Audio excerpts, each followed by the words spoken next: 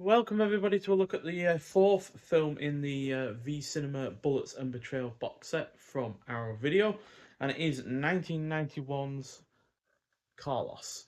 So this is directed by Kazuhiro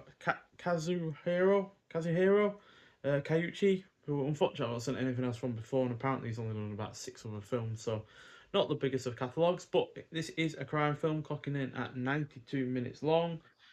Stars Mazumi Harakawa, who was in a couple of minor roles in a pair of Zatucci films. She was in Zatucci's Cane Sword and Zatucci in Desperation, but she wasn't a leading role in the film The Threat, which our video has also released. Also stars Minoru Oki, who was also in three of the Lone Wolf and Cub films, and Eight Men to Kill, another film that our video have released. So, yeah, a Brazilian Japanese petty criminal sees an opportunity to play rival yakuza gangs against one another, but bites off much more than he can chew. So, unlike the prior films in this box set, this is not just fully embedded in the world of the yakuza with all of its customs, different gangs, and criminal goings on, but this is also rather violent and features plenty of action. Whereas I'd say only the other one that's really embedded in the yakuza world would be Neo Chinpera. Zoom Goes a Bullet, but that really wasn't all that reliant on action at all. There was only really one death scene in that film, I think, that we saw. So, yeah, that was more of a romantic comedy. Whereas the first film, Crime Hunter Bullets of Rage, was more just of an action crime film. And Stranger was just a thriller. It didn't really involve any kind of criminal element outside of the stranger stalking Ollie character. So, yeah, to have this not just be a crime film, but also set in the Yakuza world while also being action orientated as well, does mean once again that another film in this box set is able to set itself apart from the other films. So, yeah, the cast is also good. The pacing is on point. The plot is engaging. There is some solid cinematography throughout. The production is above average, and the finale gets suitably dark as the only light and innocent part of our lead character's life violently gets wiped out. And yeah, basically, he feels like he has nothing left to lose. So, yeah, on the whole, this is a really rather good film. Another 4 out of 5 film. This box set is being incredibly consistent. Now, that's not to say that none of the films have had the flaws. They certainly have. I feel like this is perhaps a little bit on the predictable side in terms of its general trajectory. And there are some scenes where it feels like the lack of budget really did stop them from going further with certain scenes. But on the whole, yeah, really rather good, and another solid release on this in this box set. I would say probably that Stranger and the first film, Crime Hunter, Bullets of Rage, are my two favourites so far.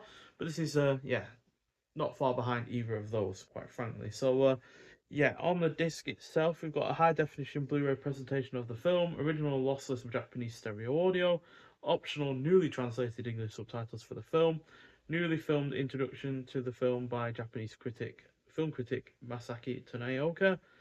Then we've got From Manga to Movies, a newly filmed interview with Carlos writer director Kazuhiro Kaiuchi, and then we've also got an extra round in the chamber, a brand new video essay on Carlos by critic and Japanese cinema expert Jonathan Clement, and yeah, we've also got the newly commissioned artwork. I will say this: I'm starting to wane a little bit on these artworks, to be honest, because they do seem to be going in a typical kind of trajectory where you've got either a bullet or a gun that is on one side, and then all of the characters on the other side, kind of in a mishmash, and it just yeah, seems to just be really running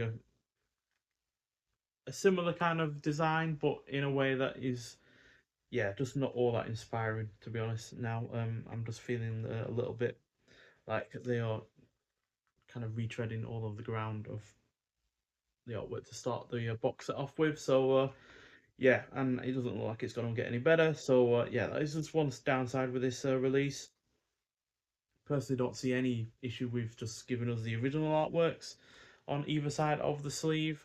This is the original artwork, by the way, which isn't to say that that is spectacular, but it is at least it means that it's able to set itself apart from other films like the Stranger one that we have on the same disc, because these don't look similar at all, but these do.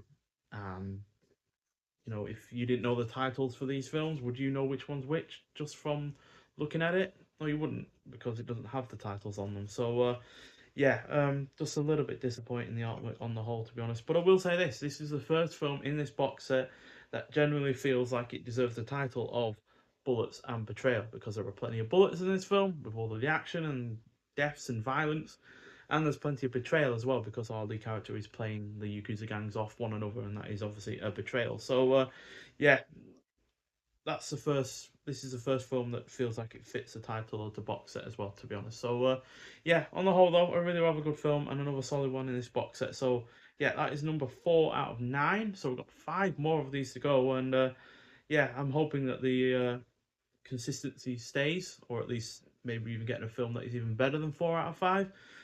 But I am worried that it's going to drop off at some point, and yeah, that is not something I want to happen or I'm looking forward to. But yeah, still, this box set so far is yeah, really, really hitting a home run, quite frankly. So here's looking forward to the 5th film, which is Burning Dog. So nonetheless, so thank you for watching. If you have seen this film before, I'd like to hear your thoughts on it, and I'll see you in the next one. Bye.